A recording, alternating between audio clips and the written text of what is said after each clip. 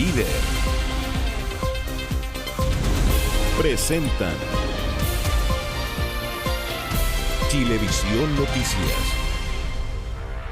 Muy buenas noches, bienvenidas, bienvenidos. Comenzamos Chilevisión Noticias hablando de la tensión mundial luego de la supuesta caída de misiles rusos en territorio de Polonia. Esto significó la muerte de 2 personas, según informes de prensa que fueron tomados por el Pentágono para entregar esta información. Soledad Agüero está con nosotros para contarnos cuáles han sido los avances y la respuesta de Europa a esta situación. Sole, buenas noches. Maca, Daniel, ¿cómo están? Buenas noches. Claro, algo que genera preocupación, sobre todo porque estamos hablando de la primera vez que algo así ocurre en un país de la OTAN, como es el caso de Polonia, y bajo la pregunta de cómo van a actuar ahí los miembros de esta organización. Pero ¿qué es lo que sabemos hasta el momento?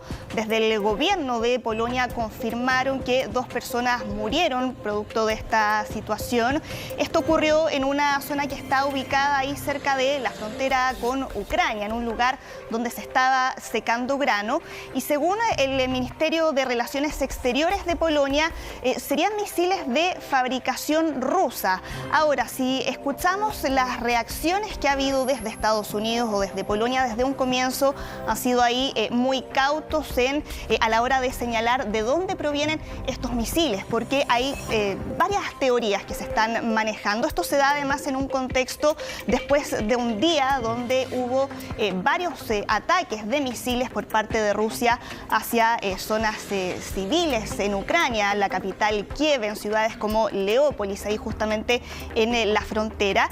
Pero hay quienes dicen que podría haber sido efectivamente un misil de Rusia que se desvió a territorio polaco, y hay quienes también han planteado otra teoría que dicen que podría eventualmente ser a partir de los sistemas antiaéreos ucranianos, que podría haberse desviado ese misil hacia ese territorio. Sole, esto es muy preocupante en primer lugar porque sabemos que Polonia es miembro de la OTAN y la OTAN tiene en sus cláusulas una muy importante que señala que un ataque a cualquier país de la OTAN es considerado como un ataque a todos esos países y es respondido de esa manera. La OTAN significa, por lo tanto, que un ataque a Polonia sería también un ataque contra Estados Unidos y contra los demás países europeos.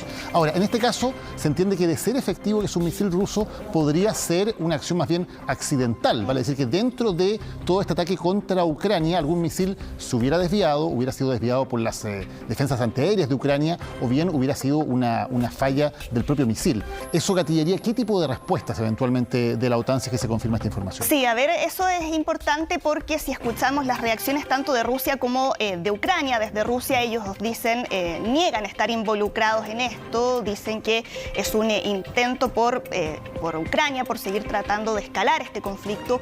Ucrania lo atribuye a Rusia. Y desde la OTAN la reacción que ha habido, y que fue algo que escuchamos desde el gobierno polaco también, fue que se estaba pensando aquí en activar otro artículo, no el artículo 5 de defensa colectiva, que es el que tú mencionabas, Daniel, sino el artículo 4, que consiste en que cuando un miembro de la organización siente alguna amenaza, llama a consulta a los Estados miembros para evaluar ahí cuál va a ser la forma de responder ante esa amenaza, y ahí las decisiones se tienen que tomar de manera unánime. Ya se llamó para mañana a los embajadores de los países de la OTAN para reunirse durante mañana miércoles y ver cuáles van a ser ahí las medidas a tomar. Eventualmente podrían no tomar ninguna medida, pero por lo pronto es eso lo que se ha anunciado. Hasta el momento no sabemos si es que esto va a ir de la mano o no de la activación del artículo 5, que es un artículo que no se activa de manera automática. Por ahora lo que sí ocurrió de manera automática es que se reunió el Consejo de Seguridad de Polonia, del propio Polonia, para ver qué acciones tomar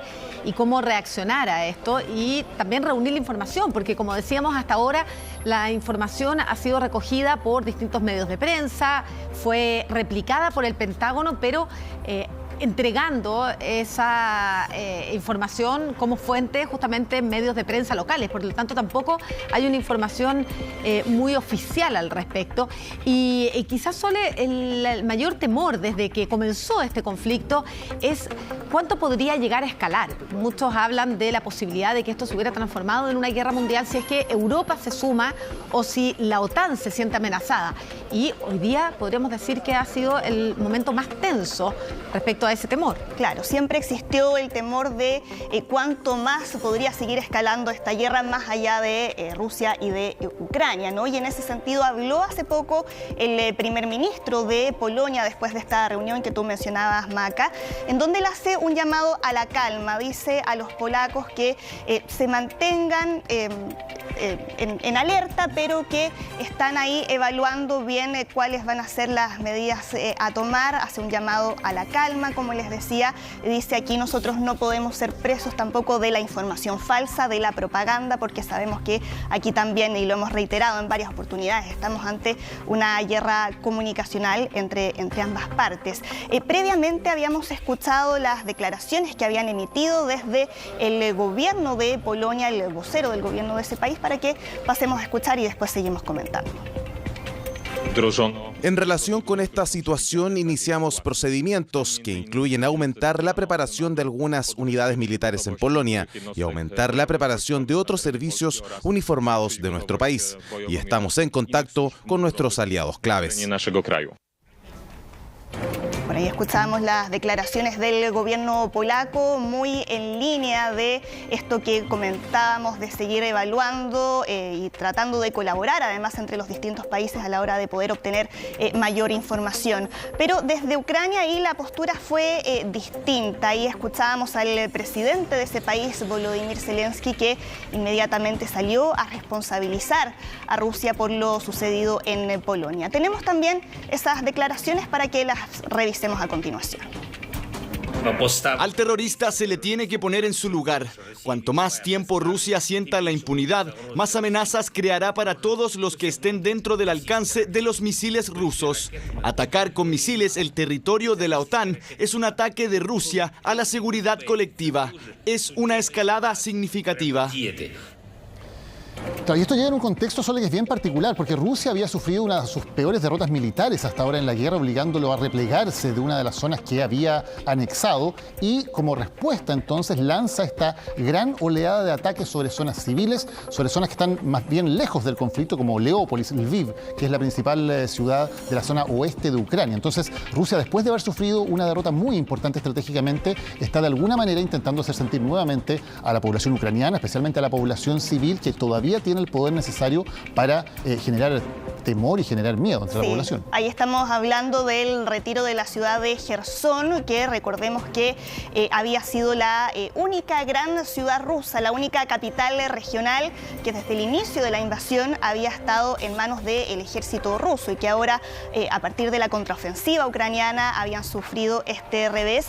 Y una vez que se hace pública esa información del retiro de la ciudad de Jersón, desde Ucrania siempre dijeron: aquí hay que mantenerse cautos, porque cada vez que Rusia sufre una derrota militar, algún retroceso de esa envergadura, lo que hemos visto ha sido que han aumentado ahí los bombardeos contra la población civil. Y ya lo habíamos visto hace poco menos de un mes, el 17 de octubre había sido la última oportunidad en la que se habían visto ataques sobre zonas que están ahí fuera de donde se están librando los combates, en ciudades como la capital Kiev o la misma Leópolis que tú, Daniel, mencionabas. Tenemos un mapa para que pasemos a revisar ahí dónde fue la zona en la que ocurrió lo que recién mencionábamos. Ahí vemos la localidad de Przewodow, que está justo ahí en la zona fronteriza entre Ucrania y Polonia, y muy cerca, un poco más arriba, está localizada precisamente la ciudad de Leópolis, y ahí fue donde se produjo el impacto de este misil. Sole, al principio, al comienzo de las invasiones, todas se habían centrado más bien hacia el este, que son los territorios que reclama Rusia, que son los territorios principalmente donde hay población rusa y que Rusia considera propios y que quería anexar.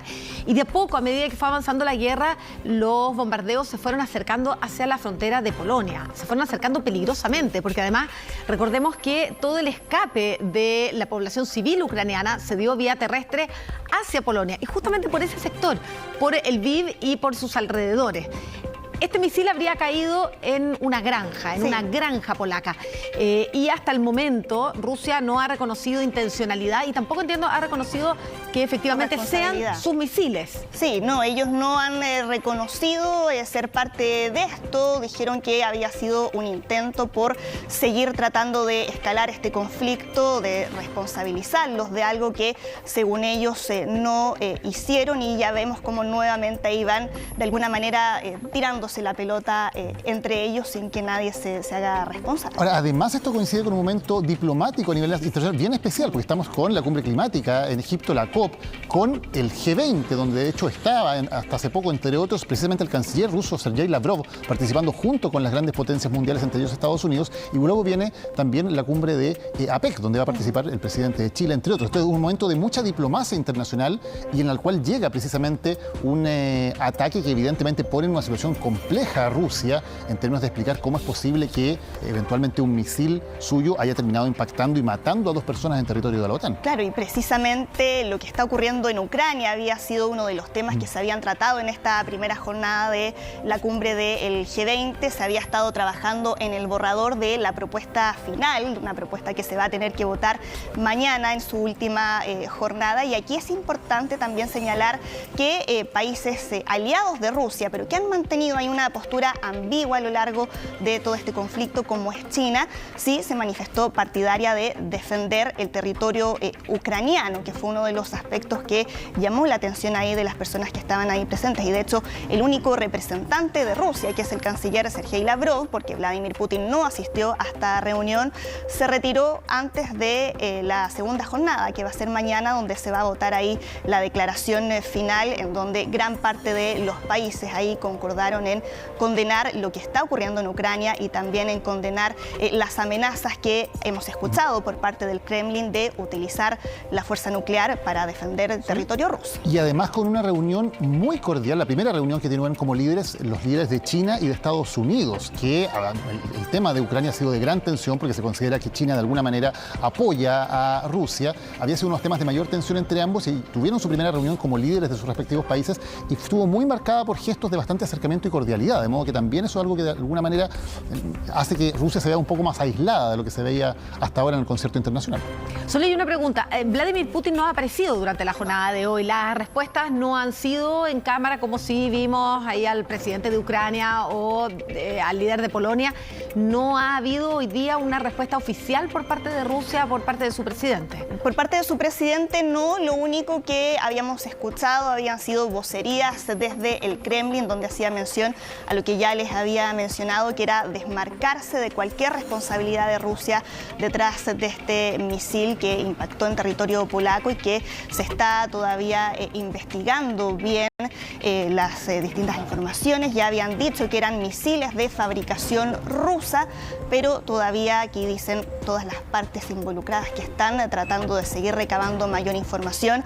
Desde Polonia ya dijeron además que van a citar al embajador ruso para poder obtener ahí mayor información, y mientras siguen a la espera de cuál va a ser la respuesta de los países de la OTAN, cuyos embajadores se van a reunir durante el día de mañana. Varios temas entonces que quedan todavía pendientes. Primero, si hay más información, una información más específica acerca de si efectivamente son misiles rusos, si el Pentágono, los Estados Unidos, se hace cargo ya de una versión oficial o no, más allá de lo que diga Polonia, si se activa y de qué manera este artículo 4, que como tú dices es un artículo que permite consultas entre los países para buscar una respuesta específica, y también ver si de parte de Rusia hay una información más oficial y la aparición del presidente ruso Vladimir Putin, quien hasta ahora no se ha pronunciado. Y todo esto además en este contexto diplomático de una serie de reuniones, de una serie de cumbres que están ocurriendo precisamente en este momento. Sí, toda la presión está hoy día puesta sobre Rusia, que tiene que entregar las explicaciones respecto a qué es lo que pasó con estos misiles. Sí, para complementar lo que ustedes recién señalaban, el primer ministro de Polonia dice que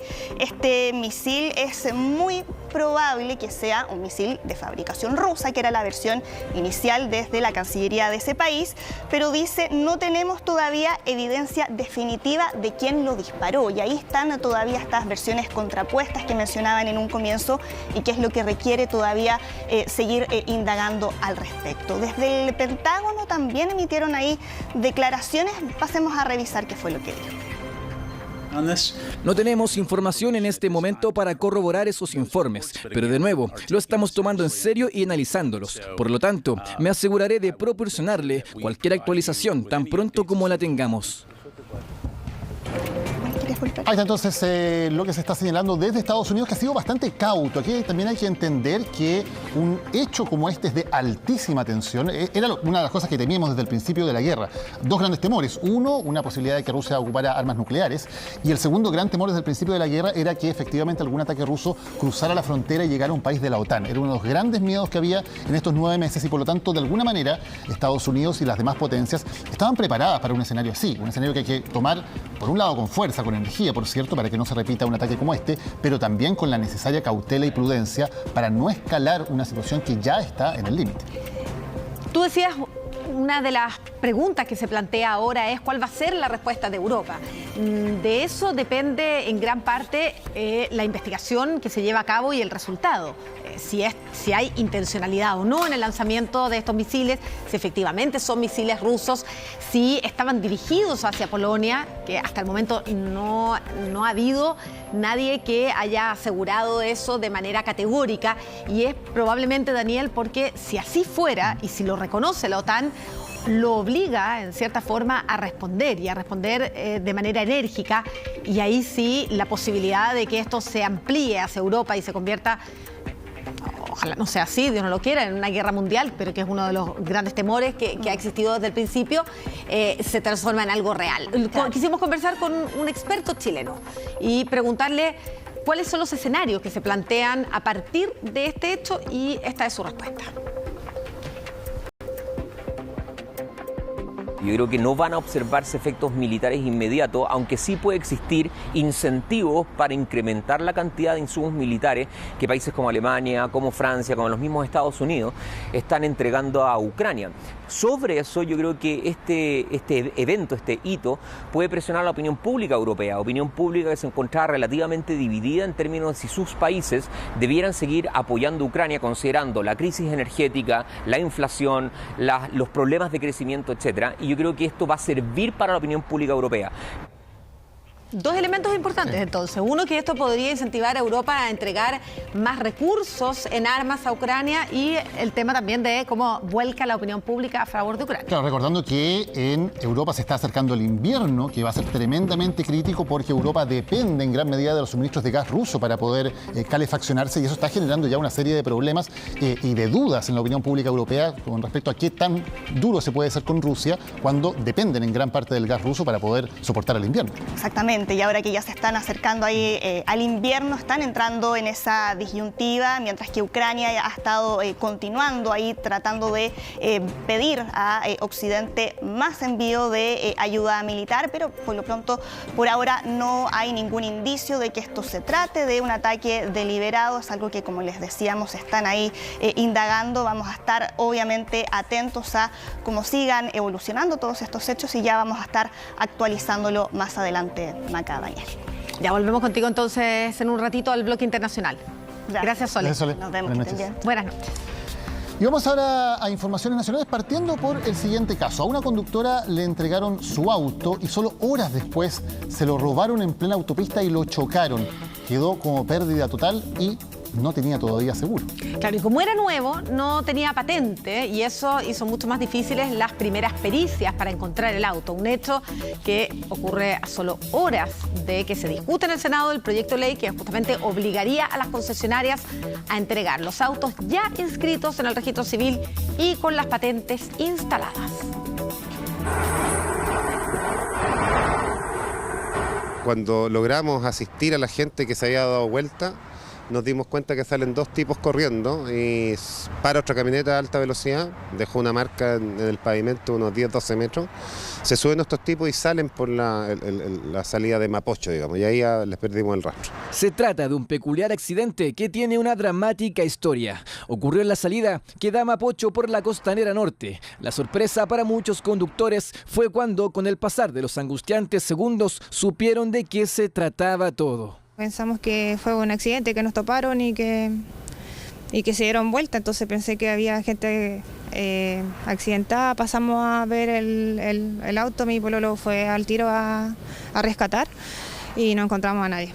Y era un auto que abandonaron. En eso nos percatamos de que había sido un robo del vehículo el que nos impactó, de una señorita que se lo habían quitado minutos antes. Esta pareja viajaba en el vehículo azul que fue impactado por esta camioneta tipo SUV marca Mazda, la cual fue robada mediante una encerrona minutos antes en el enlace de la Ruta 5 con la Costanera Norte. La encerraron, la bajaron, la apuntaron con armas en la cabeza. El nuevo sí se lo habían entregado hoy día. Tiene 50.000 kilómetros, o sea, 50 kilómetros, 40 kilómetros por ahí.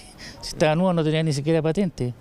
No, recién entregado hoy día. Yo no lo conocí nuevo, lo conocí ahora chocado. En primera instancia no se sabía la procedencia del vehículo Mazda, ya que no contaba con sus placas patente, por ser entregado horas antes. Tampoco tenía seguro. Tiempo después supieron que fue violentamente robado en una encerrona. De haber tenido las placas, todo hubiese sido más rápido, algo que podría cambiar con un proyecto de ley que se tramita en el Senado. Un vehículo nuevo, ¿no es cierto?, cuando uno lo adquiere, lo puede retirar de automotora, sea motocicleta, automóvil, y tiene como 5 días de permiso para poder circular sin patente. En este caso es la concesionaria, la empresa que vende el vehículo, la que está a cargo de garantizar, ¿no es cierto?, que cuando entrega el vehículo tenga la patente debidamente dispuesta.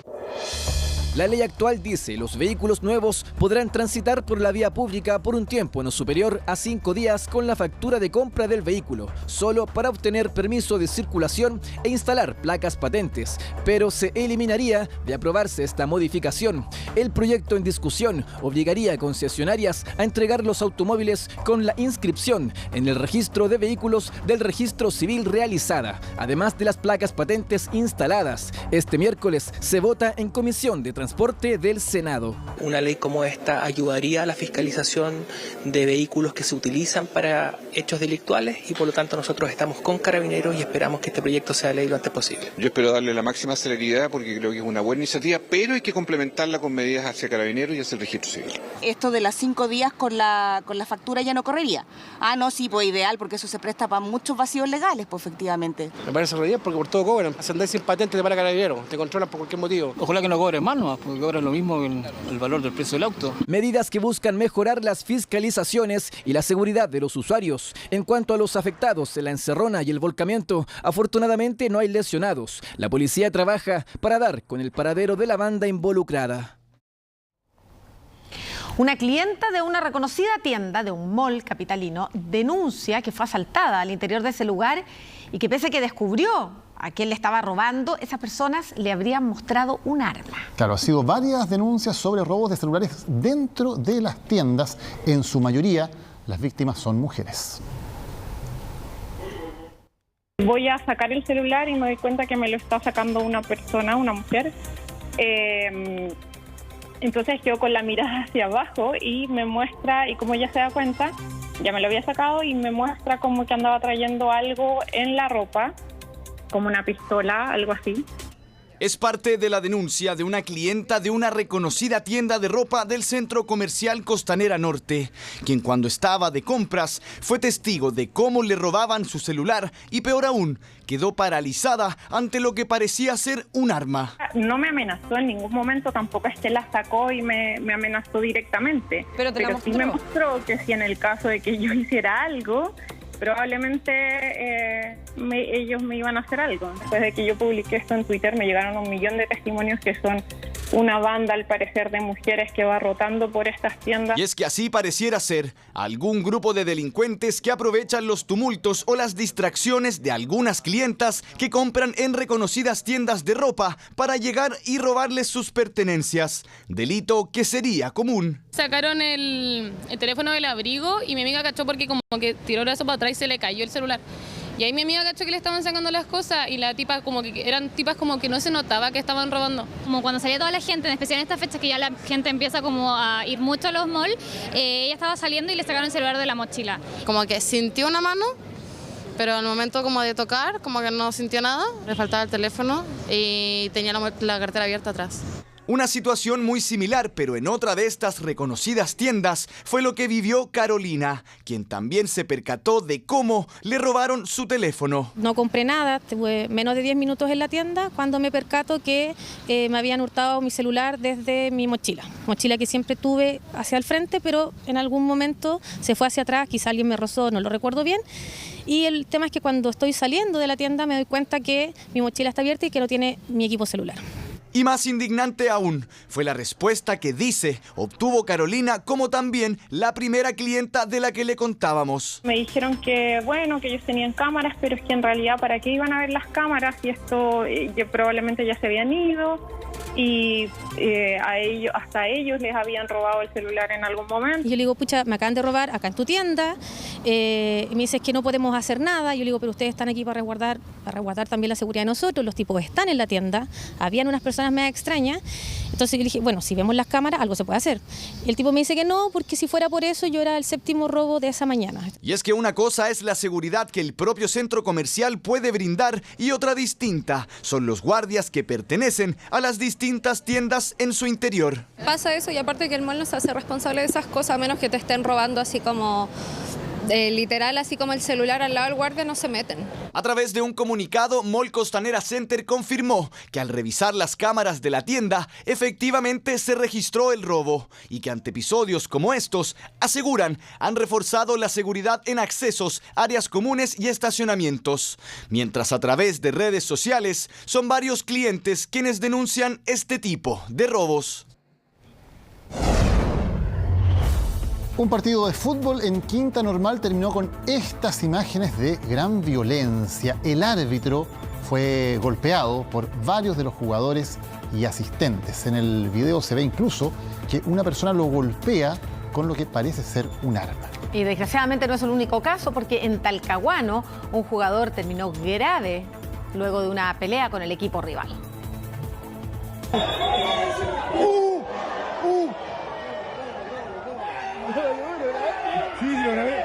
Así, el árbitro de este encuentro amateur recibió patadas, combos e incluso denuncia haber sido golpeado en la cabeza con un arma de fuego.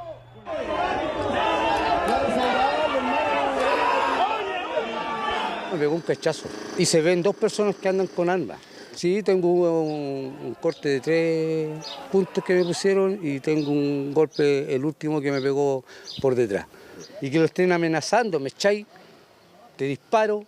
La agresión ocurrió en el Estadio Municipal de Quinta Normal durante la final entre los equipos vecinales de Población Carrascal y Juventud Tricolor. El árbitro Manuel Aguilera terminó siendo trasladado a un centro asistencial tras decidir concluir el partido anticipadamente debido a que los jugadores comenzaron a discutir violentamente tras empatar a 3 goles a solo 2 minutos de que culminara el encuentro. Están desorbitados, total. A la gente ya no se puede hacer deporte aquí en Chile, ni siquiera a nivel amateur, ni profesionalmente, porque aquí la gente anda en otra, ¿me entiende? Las drogas, el consumismo de alcohol, yo ya hice la denuncia.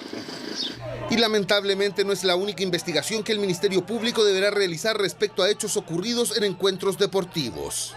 En estado grave quedó un jugador de 22 años de edad de un club vecinal de Talcahuano tras ser agredido violentamente por sus pares.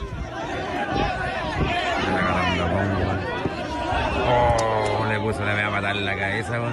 Y en este caso en particular, como no hay antecedentes del agresor a que concurran a hacer denuncias con respecto a esta situación, porque aquí se ha cometido un delito de agresión contra otra persona, contra este jugador que quedó en hospitalización. Lamentablemente, este tipo de situaciones han generado que cada vez menos personas estén dispuestas a asistir a estos encuentros que se supone deberían ser familiares y no servir de ocasión para que la violencia aflore entre vecinos. Hoy en día se están viendo cosas que no se habían visto antes. O sea, yo creo que la mano dura tiene que llegar algún día por lo que está sucediendo. Antiguamente sí se podía traer los niños, pero yo creo que hoy día no. Da susto, me imagino. Sí, bastante. En el caso de lo ocurrido en Quinta Normal, el municipio también anunció una denuncia y sanciones disciplinarias contra los equipos protagonistas del encuentro, al que incluso asistió la alcaldesa, quien se retiró solo minutos antes de que ocurriera la agresión contra el árbitro. Y ocurre también una situación de manejo de armas, desconociendo si es un arma real o un arma fogueo, pero de todas maneras tiene la urgencia y la gravedad suficiente como para que la municipalidad y la alcaldesa pongamos en este caso una denuncia. Hasta ahora no hay detenidos por la agresión contra el árbitro en Quinta Normal, ni tampoco por las graves lesiones sufridas por uno de estos jugadores en Talcahuano. El gobierno lanzó un nuevo número telefónico para el programa Denuncia Seguro y la información que ahí se recoja va a ser enviada al Ministerio Público para iniciar una investigación penal. Y esto ocurre mientras en el Congreso se está discutiendo la ley de presupuesto en materia de seguridad, la que ha generado varias controversias. Atento a estos dígitos, asterisco 4242, ¿qué podría serle útil? Robo, tráfico de drogas, homicidios, son parte de los problemas en seguridad que enfrenta el país y que ha tenido al gobierno en busca de un acuerdo transversal en esta materia con el mundo político. También con medidas para combatir la delincuencia. A contar de hoy, podrán llamar desde sus teléfonos de forma gratuita, marcando el asterisco 4242.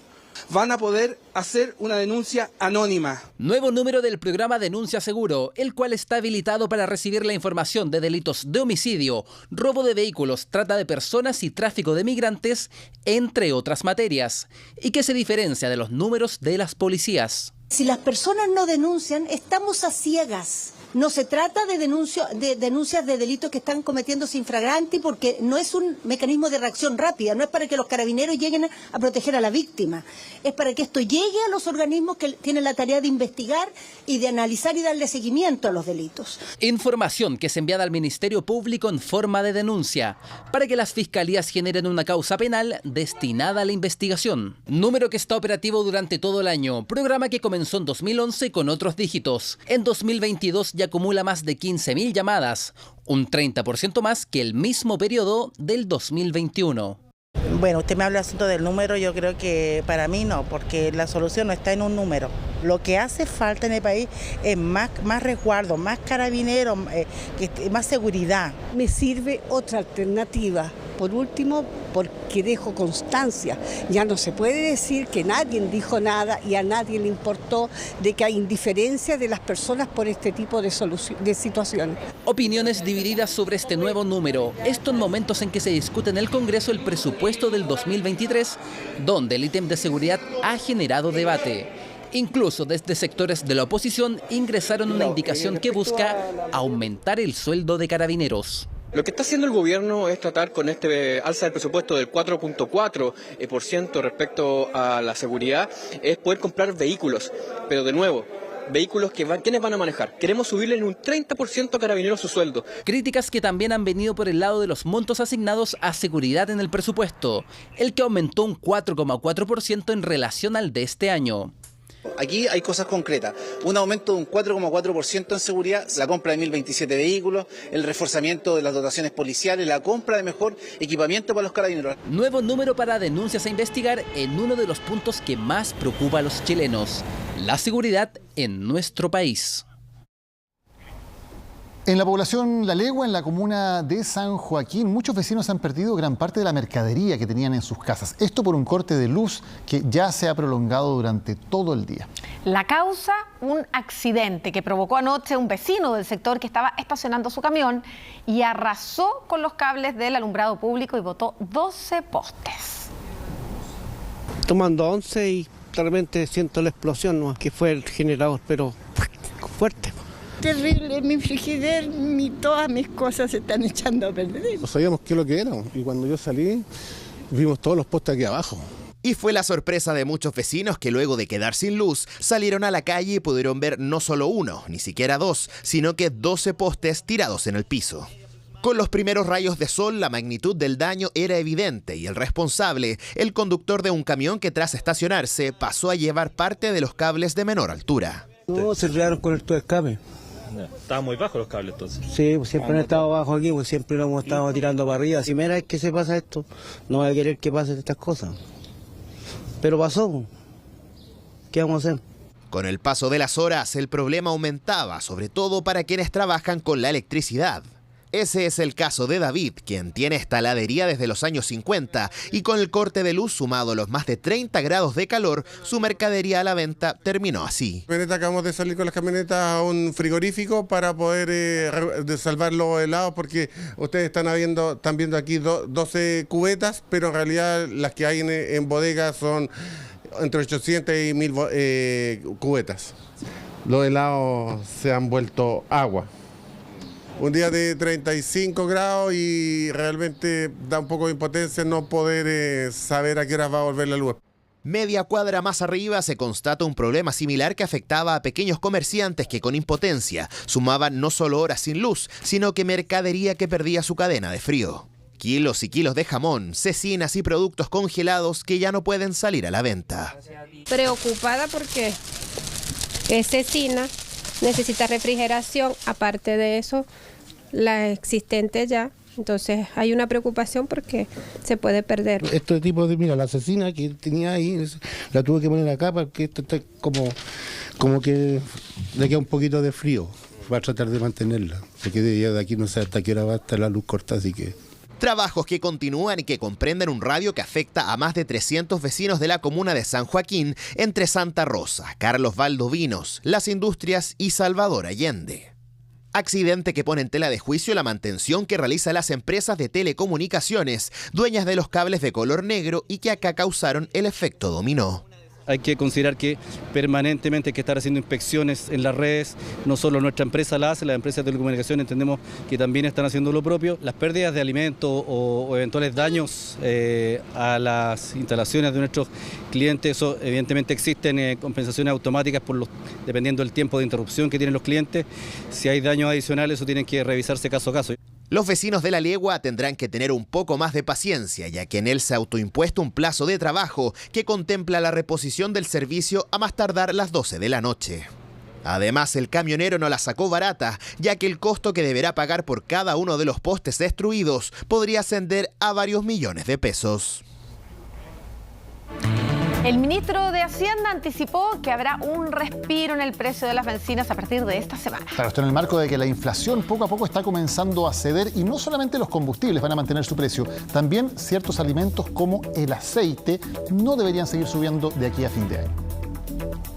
Esta semana vamos a tener una variación de cero, prácticamente de cero, en la gasolina de 93 y en el petróleo diésel. Y eso no es todo. El ministro de Hacienda también aseguró que de mantenerse la tendencia a la baja en el valor del dólar, este estancamiento del precio de la bencina podría prolongarse hasta la semana siguiente. Ojalá que sea así, pero no veo que esto pueda mejorar. Excelente, porque ya está demasiado cara la bencina. Sería genial porque ahorra los bolsillos de las personas, pues. Excelente, porque en realidad sube y no baja nunca en realidad. ¿Pero a qué se debe este estancamiento en su precio? La buena noticia se explica por la caída del tipo de cambio, por los datos inflacionarios que conocimos la semana pasada de la inflación en Estados Unidos, donde el dato fue mejor que lo esperado. Eso da un cierto respiro para la inflación en la economía americana, lo que de alguna manera explica un debilitamiento del tipo de cambio del dólar en este caso con respecto a moneda emergente como el peso chileno. Un pequeño respiro económico que incluso podría mejorar si es que el dólar en las próximas semanas se mantiene a la baja, lo que provocaría una caída en el precio de los combustibles, situación similar a la que tendrá el valor del aceite. Ha habido una normalización en los mercados a pesar de que aún el conflicto bélico entre Rusia y Ucrania no cesa, por cuanto se han ido buscando otros proveedores. Y así, de alguna manera, se ha dado solución a el consumo que no estaba siendo abastecido. Una noticia que viene como anillo al dedo a quienes a diario utilizan el aceite para la preparación de los alimentos. Bueno, porque ayuda al presupuesto mensual. Hago hartas cosas fritas, pescado frito, bueno, mayonesas también me gusta hacer caseras y ahí también usa harto. Regio sería, así aprovechamos a comprar al tiro por mayor.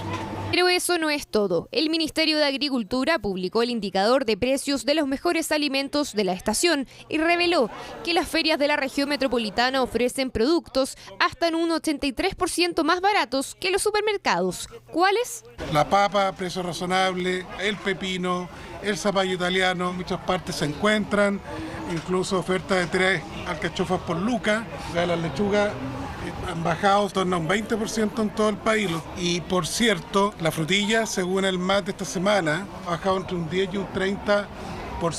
Frutas y verduras que se pueden aprovechar en un 100% según quienes saben de cocina. Tortillas básicas de consumo, incluso de zapallo italiano también. Se puede rallar un zapallo italiano perfectamente, le agregamos un poquito de queso si es que queremos potenciar el sabor, mezclamos con un huevo, sal y pimienta, lo llevamos al sartén y estaría listo. Pero por ejemplo, respecto a las frutas, ¿cómo podemos hacer un batido? Mezclar estos frutos rojos, ya sea una frutilla, arándanos y algo de maqui, que la llevamos con un poquito de agua o quizá con hielo y dejamos un smoothie totalmente fresco para la temporada. Algunas alternativas que, sumadas a las ofertas de verduras y frutas de estación, además del respiro en el precio del combustible y el aceite, pueden ayudar a disminuir el costo del presupuesto familiar. ¿Tiene 100 pesos? Se la doy aquí. Bueno, y hablando de presupuestos familiares, sobre todo ahora que se acerca también la temporada de Navidad, claro, en ciertos casos se entrega un aguinaldo para esta festividad. Se paga de todas maneras a pensionados y también a trabajadores públicos por ley, pero también en algunos casos a trabajadores del sector privado. Exactamente, pueden escanear el código QR que aparece en pantalla y revisar cuáles son las condiciones, los montos para este año. ¿En qué caso lo reciben trabajadores del sector privado? Bueno, eso es una negociación probablemente entre los sindicatos y las empresas, pero todas estas informaciones las pueden ver ustedes ahí en esta página, chbnoticias.cl, si es que escanean el código QR que está apareciendo ahí abajito. 3 años se cumplieron el día de hoy del 15 de noviembre del 2019, cuando se firmó el Acuerdo por la Paz y la nueva Constitución. Y no tenemos nueva Constitución todavía, y más aún, las conversaciones entre los sectores políticos post-plebiscito para un nuevo proceso constituyente siguen entrampadas. Senador, buenas tardes.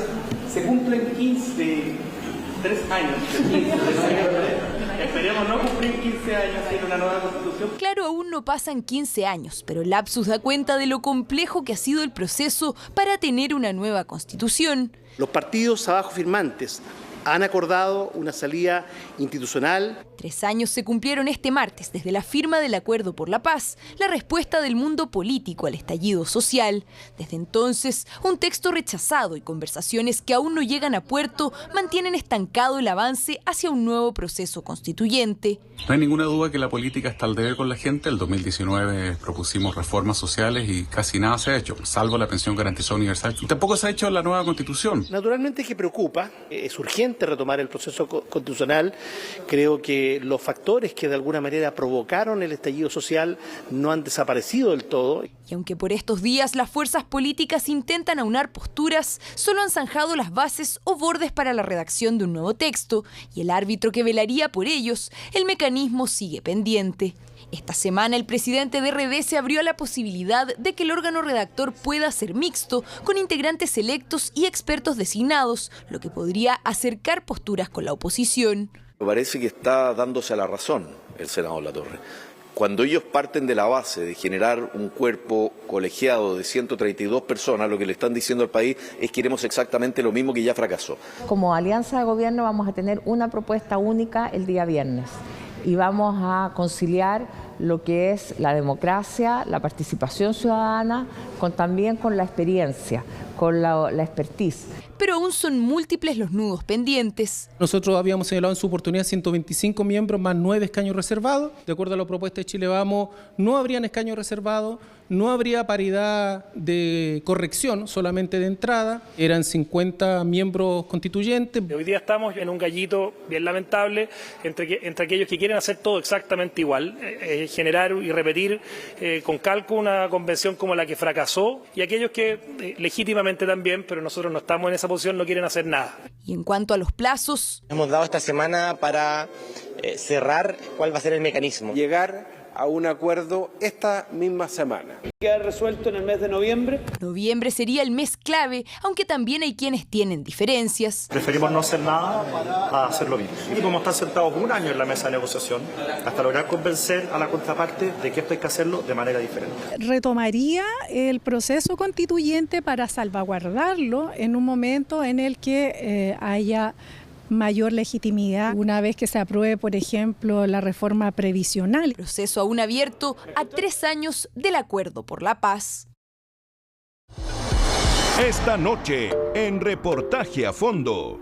María Soledad Font nos recibe en su casa en Punta Arenas. Desde hace 20 años ofrece su casa y su cariño como solución transitoria a los menores de edad que están bajo la protección del Estado. No tengo registro de cuántos niños han pasado por nosotros. Para mí es un círculo de amor. Esto de cobijar, de acoger, es un amor tan diferente. Esta noche, en Reportaje a Fondo. Nueva cuenta digital sin costo de Scotia. Y Santo Tomás, adscritos a gratuidad. Tú puedes. Están presentando Chilevisión Noticias. Estamos de vuelta y les recordamos que a partir de las 10 de la noche Chilevisión está autorizado para transmitir programación para mayores de 18 años.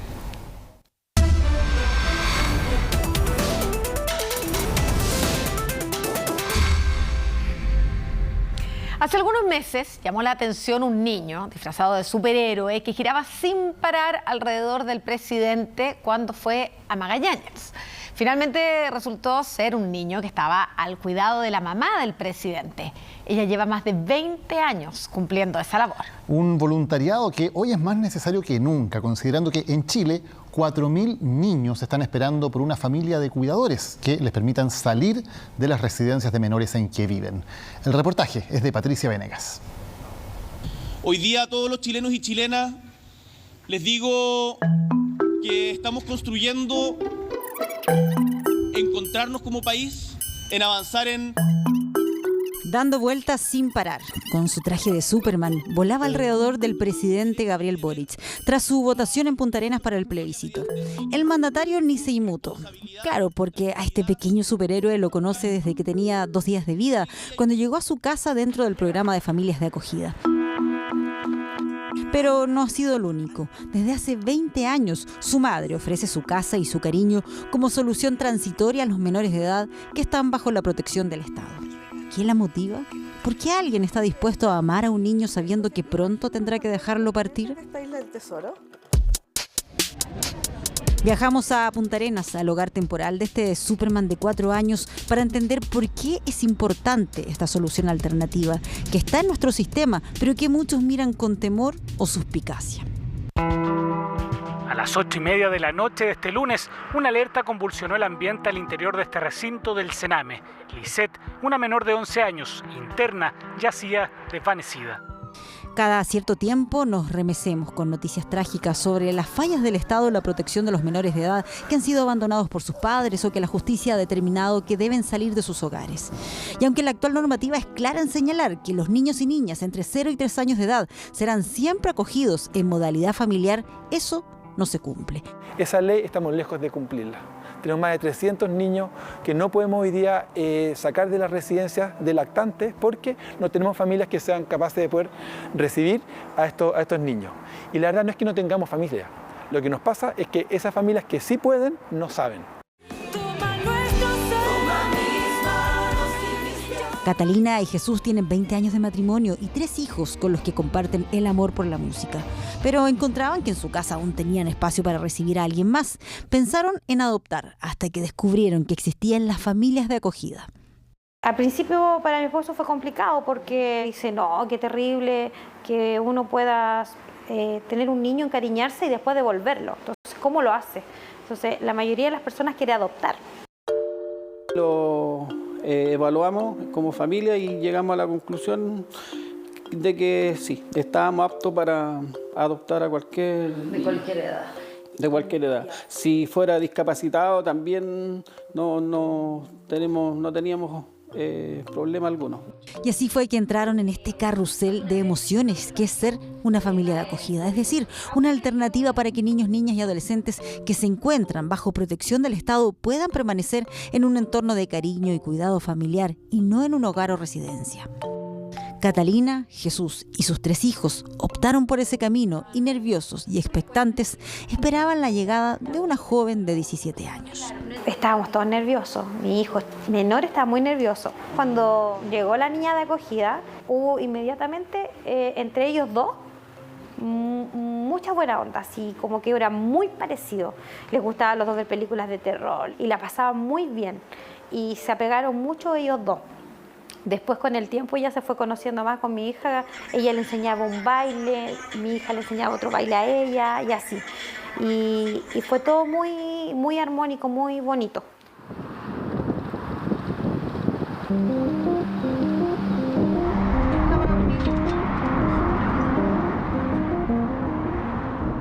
María Soledad Font nos recibe en su casa en Punta Arenas. Nos muestra la cantidad de trajes que su niño con vocación de superhéroe tiene en su habitación. Un capítulo más de esto que define como una misión a la que se abocó hace 20 años cuando recibió por primera vez a una guagua de apenas 2 días.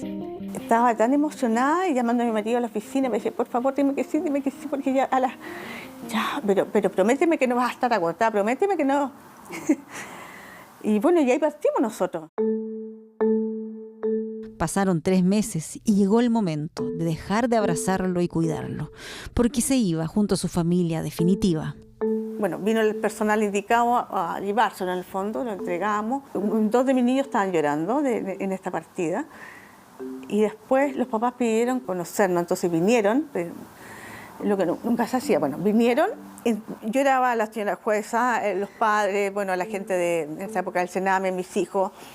La única persona que estaba feliz era yo, porque mi niño tenía familia. Y yo decía, esto es un parto en seco. Estoy en la cama, tengo a toda la gente emocionada, llorando, y yo soy la única que está feliz, porque funcionó, o sea, y así tiene que ser. Y es que María Soledad Font tiene claro que el objetivo de una familia de acogida es entregar un hogar temporal, por muy difícil que eso sea, en especial cuando los tiempos se extienden. No tengo registro de cuántos niños han pasado por nosotros. De hecho, me preguntaron y llegué a la conclusión que no son una estadística. O sea, para mí es un círculo de amor esto de cobijar, de acoger.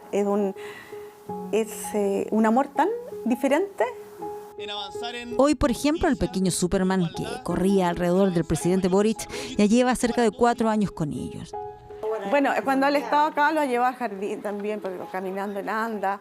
Pide que le mandemos videos para llenarse el corazón. Hay un vínculo como de hermano mayor, hacia su hermano. Él siente que pertenece a la familia. Lo que más le fascina son los puzzles. ¿Ah, sí? Los puzzles son su gran pasión. Llegó tan pequeño que para él no hay dudas de que esa es su familia y su sonrisa constante cuando está con ellos así lo demuestra. Pero María Soledad está consciente que el llamado para decir adiós puede llegar en cualquier momento. Yo hablo de que tengo una misión y el que tiene una misión ha de cumplirlo. Mi misión abarca entre el proceso que pasa por nosotros y continúa su familia, sea lo más liso y llenador posible. Y es que probablemente el mayor temor de quienes no se atreven aún a ser familia de acogida es el encariñarse a tal punto de no querer decir adiós. ¿Una familia de acogida puede adoptar a quien tiene bajo protección temporal? Actualmente la ley nos dice que no. Por supuesto hay una tradición larga de que las familias de acogida son siempre para procesos transitorios. Eso hay que recordarlo. Una persona que quiera adoptar no tiene que inscribirse como familia de acogida porque la prioridad número 1, 2 y 3 es que la familia de origen recupere sus habilidades parentales. Y hay excepciones.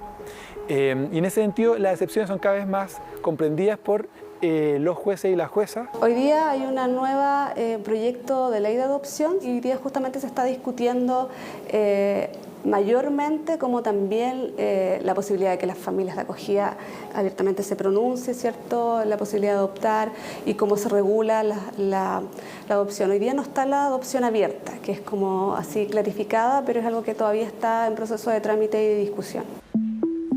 La tendencia actual de las políticas públicas y lo que plantean las propias familias de acogida en la asociación que han creado es buscar que cualquier lazo que se genere no se corte bruscamente, porque acá, más que cumplir una norma, lo que importa es el bien superior del niño o niña. Este tipo de interrogantes es la que buscan despejar en la campaña Acoger es. Acoger es Es la primera campaña nacional y ciudadana de información y sensibilización sobre las familias de acogida. Lo que estamos haciendo es desde la ciudadanía contarles cuáles son las vías regulares para poder acoger a niñas, niños o adolescentes que en este momento están en una situación de vulnerabilidad y necesitan un cuidado alternativo. O sea, esto es la alternativa a las residencias. Ainara es también la directora del documental 130 Hermanos, que muestra precisamente la realidad de una familia de acogida en Costa Rica. En el sitio web acogeres.cl van resolviendo dudas y temores. El primer problema que tenemos es la desinformación.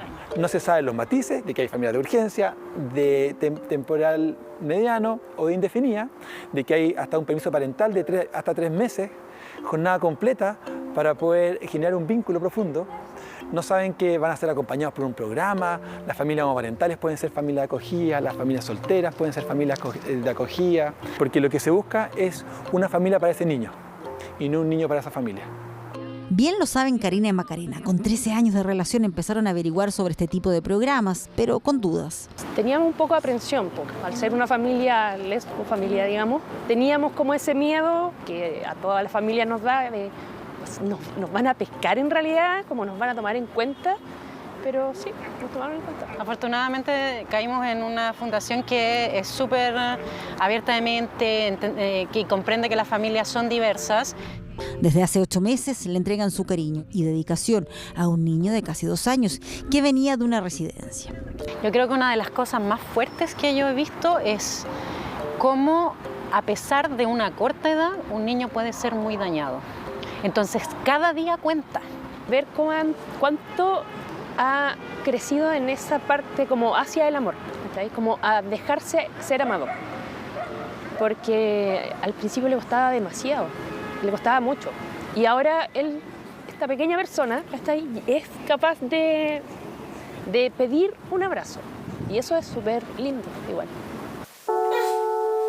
Y ese tipo de detalles es probablemente de los que más reconfortan el corazón. Los progresos en aspectos tan cotidianos como es simplemente verlos dormir tranquilos. Nuestro peque no dormía. Y el verlo hoy día dormir 6 horas seguidas, para nosotros es un triunfo. La primera vez que nuestra niña de acogida llegó a la casa, le preguntó a la psicóloga, ¿cuál fue tu primera experiencia en la casa que tú ahora estás? Y ella dijo, lo que me pasó, lo que yo sentí, dijo, es que pude dormir toda la noche. Andar en metro, de repente ir al cine, son cosas que uno no las ve importantes, pero de repente para un niño que viene de problemas, es como súper nuevo, es como otro mundo.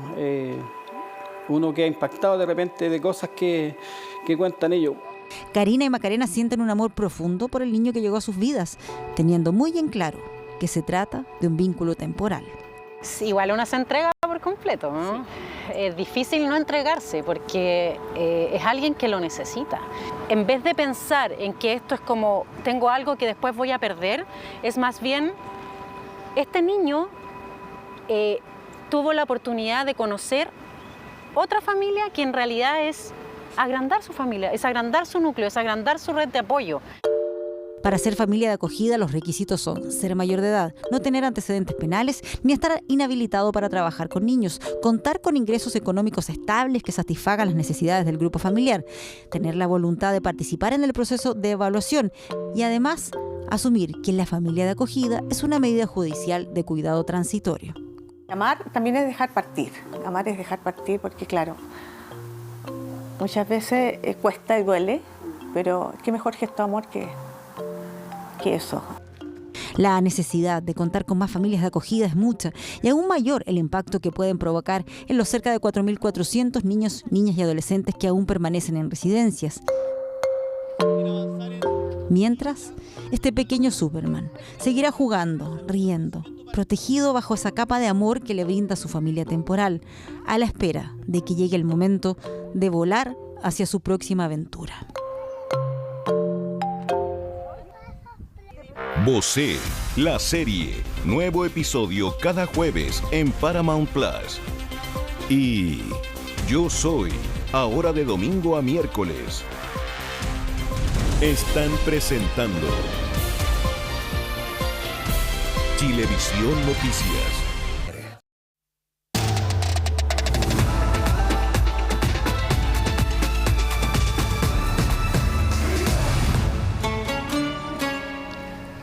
Vamos a revisar algunas controversias que también empiezan a aparecer en torno al Mundial de Qatar. Usuarios de redes sociales han viralizado algunas imágenes para denunciar que los supuestos hinchas que aparecen en los banderazos, alentando supuestamente a sus selecciones, serían falsos.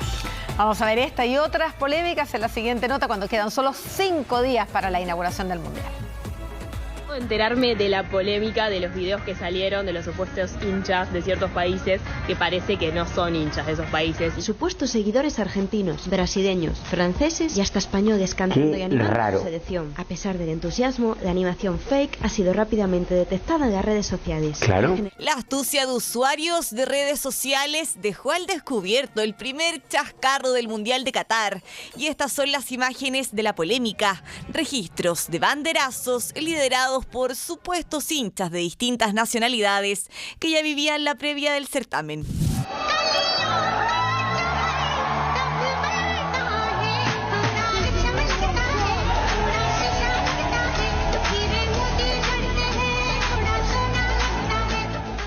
Yo que estoy acá en Doha, en Qatar, les voy a dar mi visión sobre eso. Llegué hace un día. En el día que yo he estado, no he visto muchos hinchas, no he visto mucha gente de distintos países. Capaz que el alojamiento en el que estoy yo no es tan céntrico y no pareciera ser que hay tantos hinchas como se ve en esos videos. Fijaos en sus caras. Es que parece que han cogido a gente, le han pagado lo que fuese para salir en el vídeo. ¿Creéis que aquí hay algún español? Distinto fue lo que ocurrió con el grupo mexicano, pues la Embajada de México en Qatar informó que la comunidad de connacionales en el país se reunió en otro lugar para alentar la llegada de la selección mexicana. Bueno, amigos, estamos toda la comunidad mexicana de Qatar emocionadísimos aquí en el anfiteatro de Qatar, apoyando a nuestra selección, orgullosos de ser mexicanos. Y algunos cuestionamientos en torno a la sede escogida reflotaron con estos virales. Por un lado está el temor de que la distancia y lo costoso que resulta llegar al Emirato frene la intención de aficionados de vivir in situ la experiencia. Por otro, existe incertidumbre por algunas de las normas sociales de Qatar. Con respecto al tema del alcohol, que está muy asociado a las celebraciones, sí se puede consumir solamente en los hoteles que tengan licencia. Estos suelen ser grandes cadenas tipo Hyatt. Pero ante la presión de la FIFA, el gobierno catarí cedió con este tema siempre y cuando no se note. Sí, trascendió que las autoridades locales han pedido a la organización que traslade los puestos de venta de alcohol a zonas menos visibles, generando preocupación en los fanáticos del fútbol. Este ciudadano mexicano, por ejemplo, lo manifestó públicamente en medio de una charla informativa en Qatar. En el tema del alcohol, ¿hasta qué horario va a estar permitido en los bancos?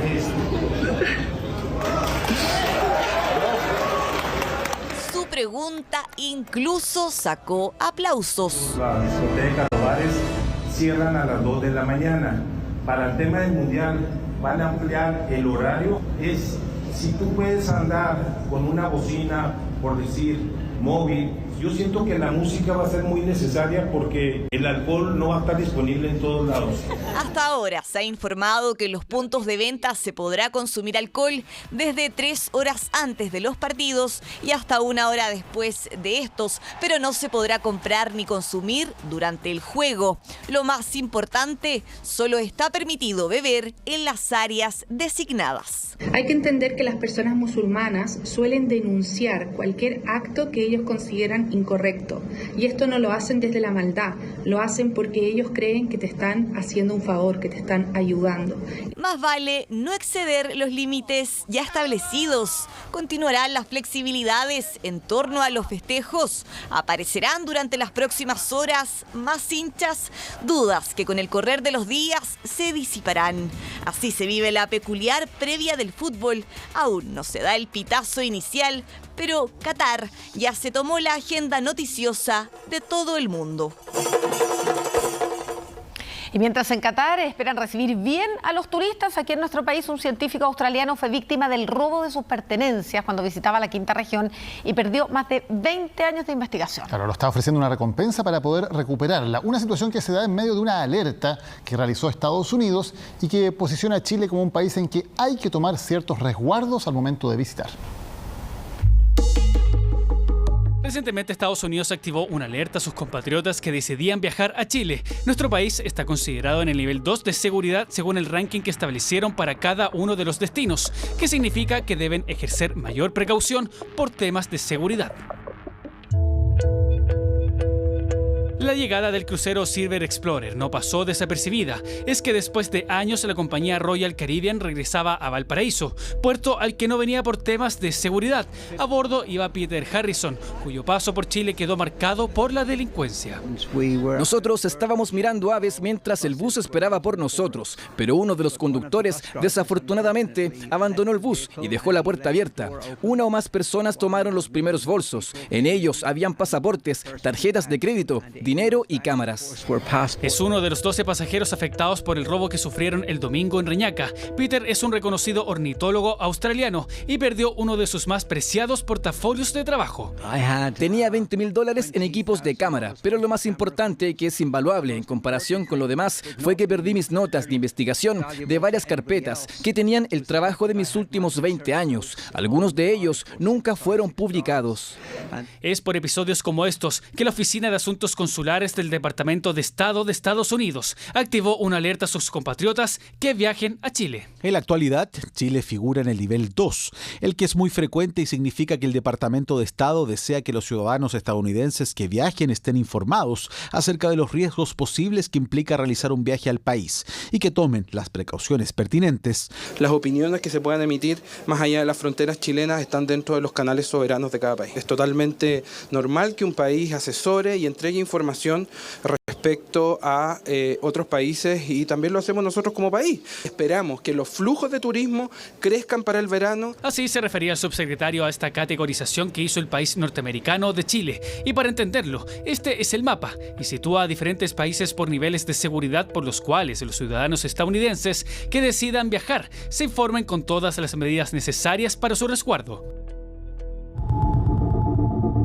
Incluso mediante un informe de seguridad describen situaciones como las protestas sociales, la colocación de artefactos explosivos, la presencia de grupos anarquistas y las acciones en la Araucanía, o bien en lugares como el Cerro Santa Lucía, Cerro San Cristóbal o el Mercado Central hay hechos de delincuencia callejera. Les preguntamos cómo se preparan.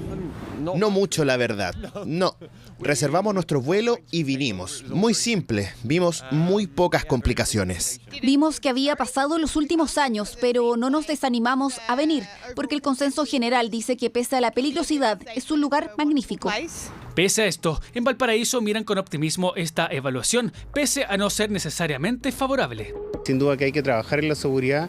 El llamado es que todas las autoridades competentes nos apoyen en la seguridad turística. Sí, el llamado es no solamente como al turismo, sino que a los operadores de turismo, ¿cierto?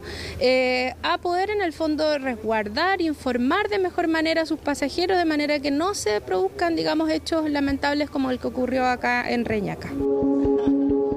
Peter, en la desesperación, incluso ofrece hasta $10,000, unos 9 millones de pesos chilenos, como recompensa para quien entregue información sobre sus pertenencias. Así alargó su estadía, quedándose hasta hoy, pero lamentablemente vuelve a su país con las manos vacías. Tengo muchos recuerdos de Chile, soy un fan de Chile y este fue un incidente que pasó, pero no creo que represente la esencia de Chile. Sí espero que alguien me pueda ayudar a recuperar estos archivos. Invaluable es su trabajo, pero pese a todo, Peter volverá en febrero para seguir investigando las aves en nuestro país. Son más de 15 años viniendo a Chile, aunque esta vez se va con un trago amargo. Terminan con esto las noticias, pero quédense en Chilevisión porque ya viene un nuevo capítulo de Yo Soy. Muchas gracias por acompañarnos, que tengan buenas noches y hasta mañana. Hasta mañana.